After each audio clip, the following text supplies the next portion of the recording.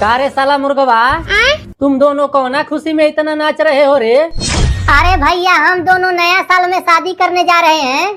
क्या शादी? हाँ भैया। साला नया साल में मालिक तुम दोनों को काट के पार्टी करने का प्लान बना रहे हैं और तुम दोनों यहाँ सुहागरात का। हाय मालिक, हमार शादी कब कराइएगा? लेकिन तू अब क्या करेगा शादी करके? का मतलब क्या करेंगे? हम खाएंगे पिएंगे बीबी रखेंगे, लेकिन बाबू तुमको तो हम 1 जनवरी को निपटा देंगे। ये क्या है? अरे कारे मुर्गवा, तोरा के नया साल से पहले कौन छील दिया रे? अच्छा जब छिलैया गया है तो आओ तोरा के निपटा दे।